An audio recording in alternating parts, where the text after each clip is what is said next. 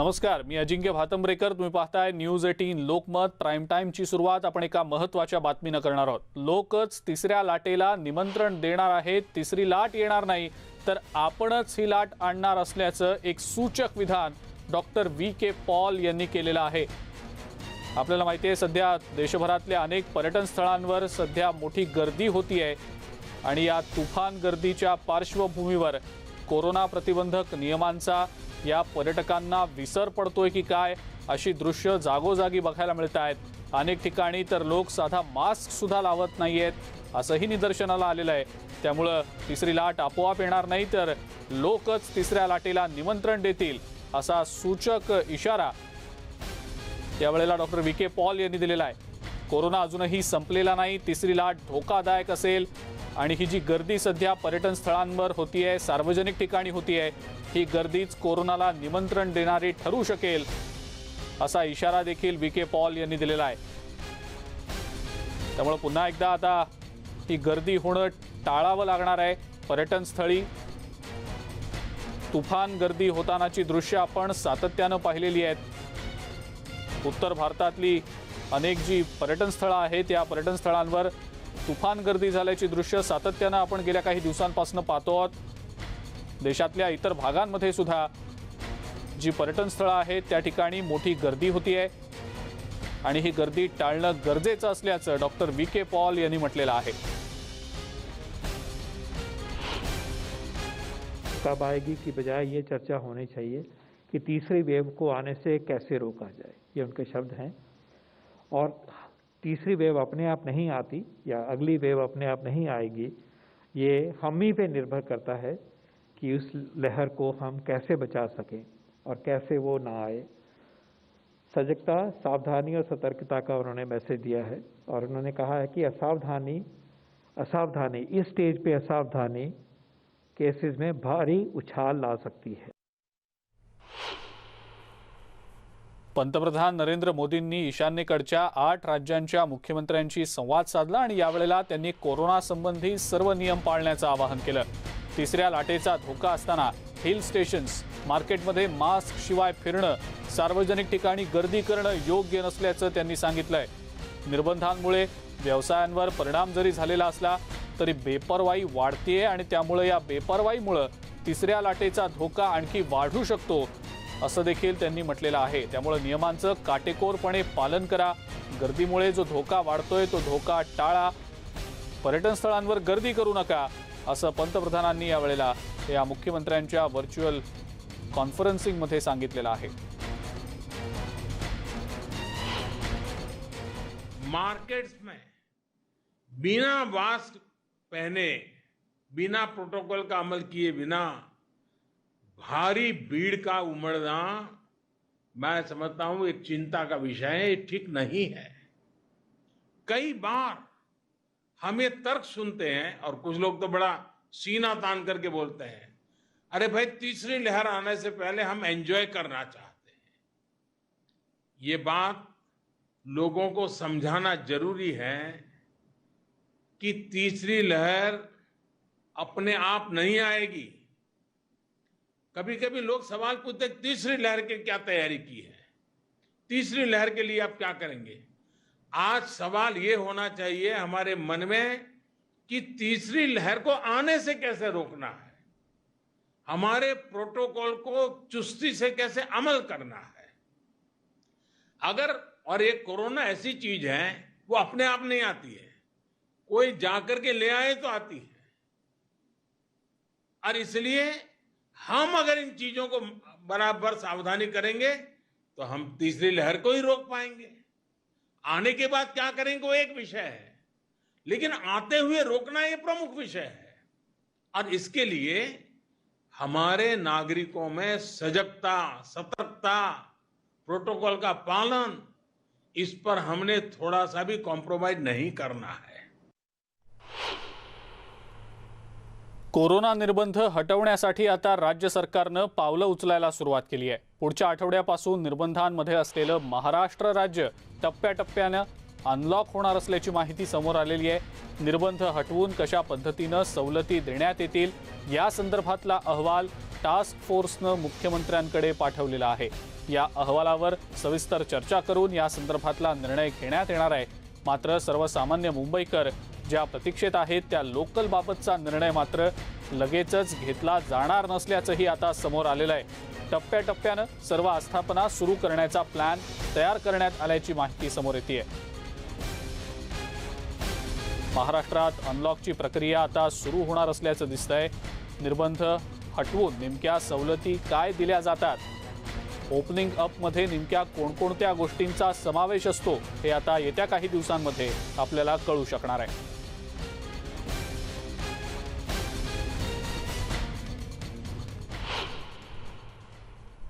राज्यातल्या निर्बंधांमध्ये काही प्रमाणात शिथिलता येणार असल्याची शक्यता आहे। यावर नागपूरमधल्या लोकांचं नेमकं काय मत आहे पाहूया। शिथिलता करण्याचं जे कारण आहे सध्या तरी तर नको व्हायला, कारण की अजूनपर्यंत कोरोनाची भीती लोकांमध्ये आहे। पहिली लाट आणि दुसरी लाट बघता सरकारने कमीत कमी हा महिना किंवा पुढला महिना निर्बंध शिथिल करायला नको, कारण की नागपूरमध्ये आता सध्या पेशंट्स वाढत आहेत आणि त्या कारणामुळे शिथिलता नको। सरकारने निर्णय घ्यायच्यावर थोडा विचार केलेला पाहिजे, कारण लोक तसे पण गर्दी खूप करत आहे आणि शिक्षक लोक वगैरे जे आहेत त्यांनी पण थोडंसं सांभाळायला पाहिजे। आणि बाकीचे राज्य जसे निर्बंध शिथिल झालेले आहेत त्याप्रमाणे तरी आपल्या राज्यामध्ये सध्या कोरोनाची स्थिती थोडी जास्त आहे। त्या मानाने सरकारने थोडं लक्ष द्यायला पाहिजे त्याकरिता। शिथिल जर ठेवलं तर लोकांना कोरोना होण्याचं प्रमाण वाढेल, पण काही प्रमाणात काहीतरी शिथिल ठेवायला पाहिजे। तर लोकांचे कसं बिझनेसवर असर व्हायला नको, कारण बिझनेसवर असर जर झाला तर लोकांचा उपाशी मरण्याची पाळी येईल। तर आपण पाहतो आहोत महाराष्ट्रात ओपनिंग अपला आता सुरुवात होणार आहे। या ओपनिंग अपमध्ये नेमक्या कोणकोणत्या गोष्टींचा समावेश केला जाईल याबद्दल सध्या सरकार अतिशय गांभीर्यानं विचार करत आहे। या सवलती कोणकोणत्या प्रकारच्या असतील, त्याचं स्वरूप नेमकं काय असेल हे येत्या काही दिवसात राज्य सरकारकडून मुख्यमंत्र्यांकडून स्पष्ट केलं जाईल। त्यामध्ये सध्या ज्या गोष्टींबद्दलची शक्यता व्यक्त होतीये त्यानुसार टप्प्याटप्प्यानं आस्थापना सुरू केल्या जाऊ शकतात। आस्थापनांची जी वेळ आहे सध्याची ती मर्यादित आहे, ती कदाचित वाढवून दिली जाऊ शकते। याचबद्दलची अधिक माहिती आपण जाणून घेणार आहोत। तुषार रुपनवर आपला प्रतिनिधी आपल्या सोबत आहे सध्या फोन लाईनवरनं। तुषार, महाराष्ट्रात आता ओपनिंग अप होणार आहे, येत्या काही दिवसामध्ये याबद्दलचा निर्णय देखील सरकार घेणार आहे। काय नेमकं याचं स्वरूप असेल, केव्हा याबद्दलचे निर्णय जाहीर केले जातील, काय नेमकी माहिती याबद्दलची? आपल्याला जी अपडेट मिळते त्या माहितीनुसार कोरोनाची जी दुसरी लाट होती ती दुसरी लाट महाराष्ट्रामध्ये ओसरताना पाहायला मिळते। 6 लाखांच्या घरामध्ये जे रुग्ण होते ते आपल्याला आता 1 लाखांमध्ये आता आलेले आहेत। मुख्यमंत्र्यांची प्रामुख्याने प्रशासकीय अधिकारी आणि डॉक्टरांची टास्क फोर्स दोघांसोबत बैठक झालेली आहे। या दोघांच्या बैठकीमधून आता ही माहिती मिळाली आहे की महाराष्ट्रामध्ये आता पुन्हा तिसऱ्या लाटेसंदर्भामध्ये जे निर्बंध अधिक लावण्यात आले होते ते निर्बंध मागे येणार आहेत। प्रामुख्याने हा निर्णय याच्या पुढच्या आठवड्यामध्ये कॅबिनेटच्या बैठकीमध्ये होण्याची दाट शक्यता आहे आणि त्या संदर्भामध्ये स्वतः मुख्यमंत्री या संदर्भातलं भाष्य काढणार आहेत। प्रामुख्याने यामध्ये आपण जर पाहिलं असेल तर जी रेस्टॉरंट असेल, दुकान असेल यांची जी वेळ 4 वाजेपर्यंत ठेवण्यात आलेली आहे ती वेळ वाढवण्यात येणार आहे, कारण की गेल्या अनेक दिवसांपासून व्यापारी वर्गाने नाराजी व्यक्त केली होती आणि महाविकास आघाडीमध्ये शरद पवारांची व्यापाऱ्यांनी भेट देखील घेतली होती। त्याचप्रमाणे व्यायामशाळा असतील किंवा जे चित्रपटगृह असेल त्या ठिकाणी पूर्णतः बंद करण्यात आले होते मॉल, त्यामुळे ते पुन्हा रिओपन होणार आहे, कारण की जी आर्थिक घडी पुन्हा एकदा सुरळीतपणे सुरू होती ती आता जे निर्बंध कडक केल्यामुळे पुन्हा एकदा ती आर्थिक घडी पूर्णतः सुरू झाली होती। ती आर्थिक घडी पुन्हा एकदा सुरळीत होण्यासाठी आणि राज्याचं आर्थिक चक्र पुन्हा एकदा सुरळीत करण्यासाठी उद्धव ठाकरे या संदर्भातला महत्वपूर्ण निर्णय येत्या आठवड्यामध्ये घेऊ शकतात आणि या संदर्भामध्ये कॅबिनेट बैठकीमध्ये कॅबिनेट मंत्र्यांसोबत देखील ते या संदर्भातली चर्चा करणार आहेत। सुरुवातीला त्यांची जे राज्यातील सर्व प्रशासकीय अधिकारी आहेत त्यांच्यासोबत महत्वपूर्ण बैठक त्यांची पार पडलेली आहे। तर दुसरीकडे जे टास्क फोर्स तिसऱ्या लाटेसंदर्भात उपक्रमामध्ये त्यांना ज्या सूचना केल्या होत्या हा. ती मात्र होताना पाहायला मिळत नाही. त्यामुळे टास्क फोर्सचं सुद्धा त्यांनी म्हणणं ऐकून घेतलेलं आहे. या दोघांचं म्हणणं ऐकून घेतल्यानंतर आता राज्यातलं जे आर्थिक चक्र आहे ते सुरळीतपणे सुरू राहण्यासाठी निर्बंध उठवणं गरजेचं आहे हा, हा. त्यांना सांगण्यात आलेलं आहे. आणि त्यामुळे निर्बंध येत्या आठवड्यामध्ये मुख्यमंत्री उद्धव मात्र बिलकुल मुंबई हे लोकल निर्बंध जे संदर्भामध्ये शिथिल होणार आहेत त्याचा निर्णय नेमका केव्हा जाहीर केला जातो याकडेच आता सर्वांचं लक्ष लागलेलं आहे. तुषार, धन्यवाद सविस्तर माहिती दिली त्याबद्दल.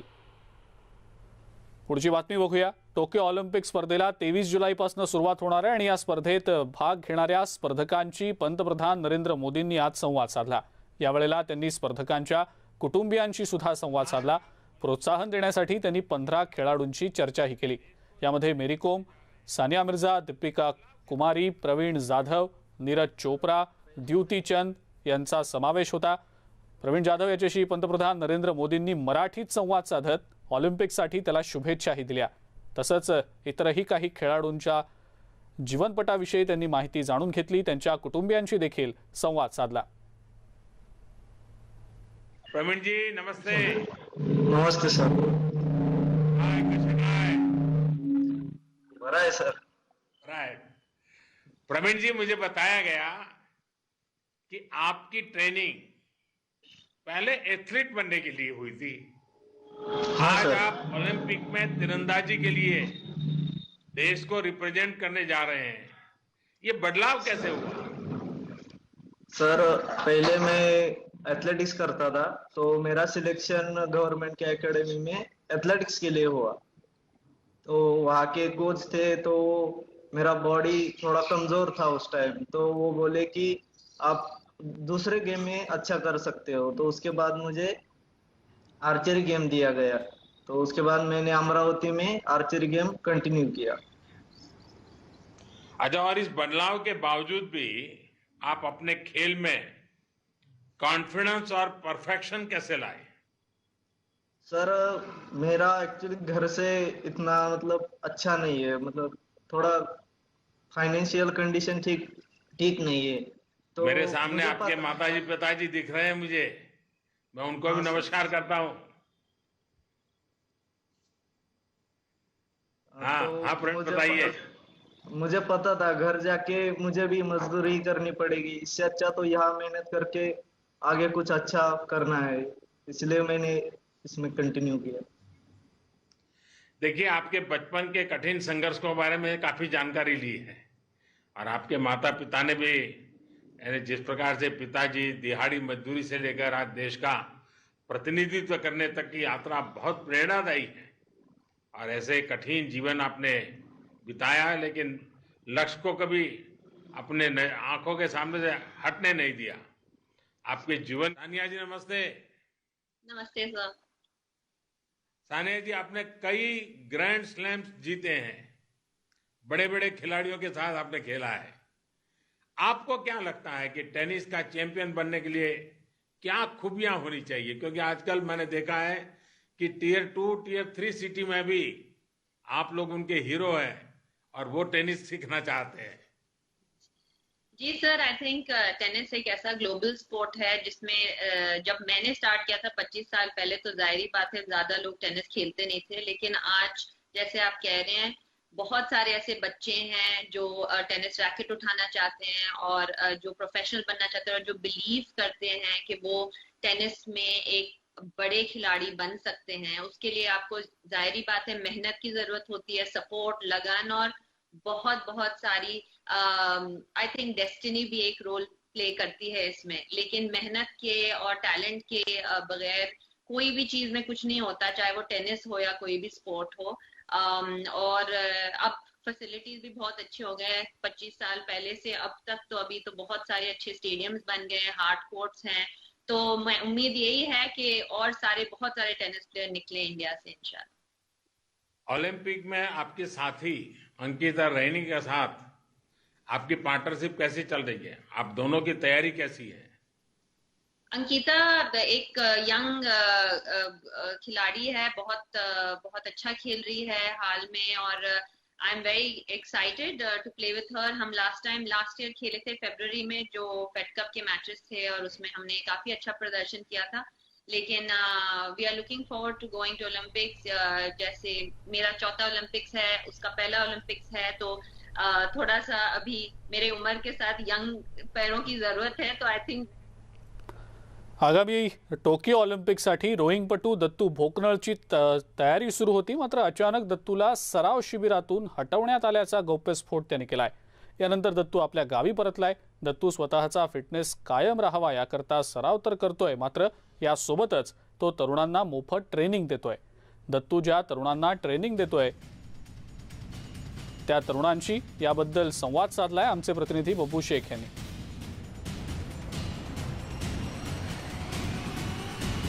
दत्तू भोकनाळ याने देशाला गोल्ड मेडल मिळवून दिलेलं होतं, मात्र आता त्यांनी काही कारणास्तव मिलिटरीचा राजीनामा दिलेला आहे आणि शिवाय फेडरेशनने त्याला सराव करण्यास मनाई केलेली। त्याच्यामुळे तो आता आपल्या गावी येऊन शेती करतोय। शिवाय आपल्यासारखे आणखी मुलं घडावे, त्यांनी देशासाठी खेळावं यासाठी तो काही मुलांना रोईंगची ट्रेनिंग पण देत आहे। माझ्यासोबत असेच मुलं आहे जे दत्तू भोकनाळकडे ट्रेनिंग घेत आहेत। त्यांच्याकडून जाणून घेऊया की त्यांचे स्वप्न काय आहे। काय म्हणाल? दत्तू भोकनाळ हे आम्हाला अतिशय फ्री ऑफ कॉस्ट म्हणजे ते ट्रेनिंग देत आहे आणि आमची पण इच्छा आहे की त्यांच्यासारखं नावलौकिक करावं, पण त्यांच्यावरती आता थोडा म्हणजे अन्याय झालेला आहे, तर त्यांना योग्य ते न्याय मिळवून दिला पाहिजे अशी पण आमची इच्छा आहे आणि तरुण पिढीला पण म्हणजे त्यापासून प्रोत्साहन मिळेल। तू काय रोईंगपटू होण्याची काय इच्छा झाली तुझी? कारण दत्तू दादा यांनी एकदम लहानपणापासून खूप कष्ट घेतले आणि त्या कष्टातून इतक्या उच्च स्तरावरती गेले। उच्च स्तरावरती जाऊन बी त्यांच्यावर इतकं म्हणजे असा गुन्हा दाखल होतोय, ही एक शोकांतिक आहे। म्हणजे दत्तू भोकनाळ यांनी आपल्या भारत देशासाठी जेव्हा गोल्ड मेडल आणलं तेव्हा आम्हाला या खेळाची आवड आणि गोडी निर्माण झाली। भविष्यात आम्हाला पण अशी इच्छा आहे की आम्ही देशासाठी एक गोल्ड मेडल घ्यावं। आता दादांनी आम्हाला आर्गोमीटर पण आणून दिलं आहे आणि वेट ट्रेनिंग सगळं जिमचं सामान आम्हाला उपलब्ध करून दिलं इथून आणि आम्ही दरवर्षी ट्रेनिंग घेतो। सकाळी 4 वाजता घेतो आणि संध्याकाळी 6:30 वाजता। मला रोईंगमध्ये गोल्ड मेडल आणायचं आहे आणि दादाला न्याय मिळावा असं मला वाटतं। एकूणच हे जे नवीन पिढी आहे याला दत्तू भोकनाळ हा ट्रेनिंग देतोय। चांगले रोईंगपट्टू पुन्हा निर्माण व्हावे यासाठी तो झटतोय, मात्र जो दत्तूवर अन्याय झालेला आहे याची खंत या मुलांमध्येही आहे। जर दत्तूवर अन्याय होऊ शकतं तर आमच्यावर होईल का असा प्रश्न देखील हे तरुण उपस्थित करीत आहे। बब्बू शेख, न्यूज 18 लोकमत, तळेगाव रोही, तालुका चांदवड। प्राईम टाइम मध्ये वेळ झाली एका ब्रेकची। बघत रहा न्यूज 18 लोकमत।